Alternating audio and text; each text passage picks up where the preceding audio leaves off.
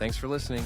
Remember to visit us at easygameradio.com, follow us on Instagram at easygameradio, and subscribe on Spotify, YouTube, and Apple Podcasts.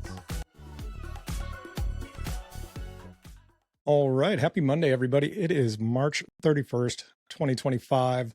Got some updates from the golf world from around the weekend. We were down in Texas for the Texas Swing. It was an exciting round of golf. Golf has been really good this year. Been fun to watch on Sundays. We've seen some folks take leads, lose leads. We're seeing first-time winners. And of course, this weekend down at the Houston Open, we had both the chefs doing chef things. Minwoo Lee, known as the chef on social media. Scotty Scheffler, known as just I guess he's our GOAT right now. He's starting to look like Scotty of last year at this time. Gary Woodland had a huge win, got to be huge for his comeback, as you might have seen on the Netflix episode during the recent Full Swing season that they dedicated to him and his injuries that he's had and dealt with. Rory making a charge at the end and then making comments about an elbow injury as well. But just to give you a quick recap of the rounds, round one, we saw Taylor Pendrith and Ryan Gerard set the opening pace. They shot rounds of 5 under at 65. Scotty and Toasty were chasing with 3 unders at the end of the first day. Round two, Scotty shoots a 62, just goes lights out, doing what he does. And Minwoo starts cooking, posting a 64. Round three, Minwoo ended the day leading. He set a 54-hole tournament record of minus 17.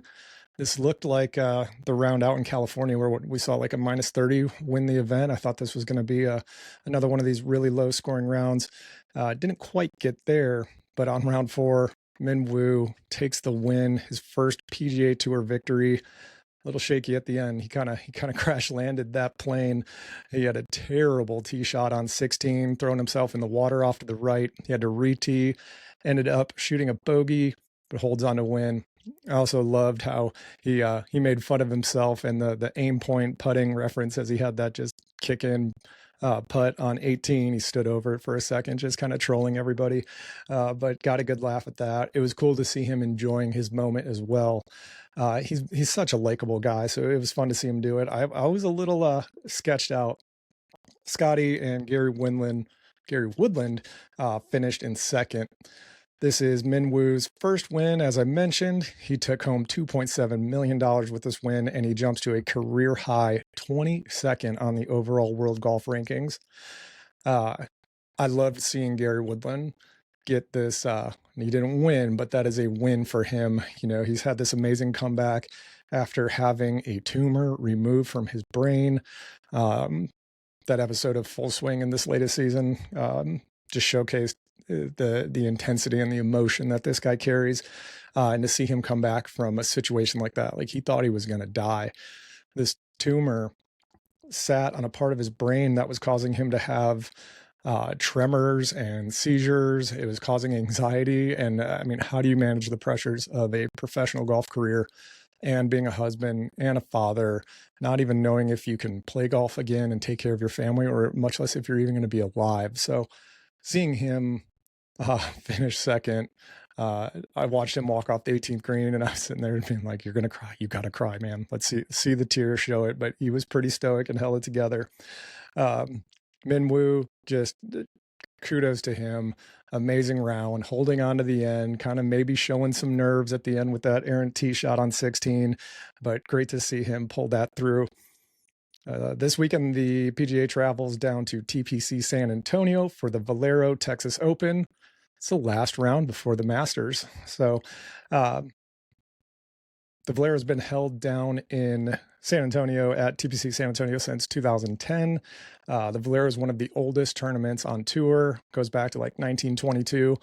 So just also known as kind of the last tune-up, the last real session before the Masters. Currently, Ludwig and Tommy Fleetwood are the favorites on DraftKings as of this morning. I would take them parlayed together to finish in the top 20. I like to lose my money conservatively. I won $50 on this last weekend because I put Scotty and Rory in the top 20 parlayed together. So I would take that one. Some other notable names in the field this weekend down in San Antonio include Patrick Cantlay, Hideki, Jordan, Keegan, Akshay, Tony Finau. They're all there. Folks not in the field include Rory, Scotty, and Xander as they're getting ready for their Masters week. Rory made a comment after this weekend's event that he was kind of fighting through an elbow injury, said he was going to get with his training staff and his coaches this week and just get tightened up for the Masters. He had a great round. He had a great tournament, actually. Looked like he was going to make a charge, and we were going to see another Scotty and Rory top 3 finish. I think he finished in the 5th position. But Rory looks good. He's never won at Augusta. He needs that green jacket to get them all. So I think it's a safe bet that Rory will win a Masters. If you just always bet on him to win one, it's probably safe. He is sitting at the favorite for Augusta. No, excuse me. Scotty is sitting at the favorite at 350. Rory, his lines haven't moved. He's still at 650. Xander at 1,000. Those are top 3 favorites for Augusta. Masters week, we're looking at Monday and Tuesday as the practice rounds. Wednesday, the famous par 3 contest where you see all the kids and the spouses out there in the white caddy outfits. Some folks take it seriously. Some folks just use it, kind of for living in the moment, but that'll be a lot of fun to watch.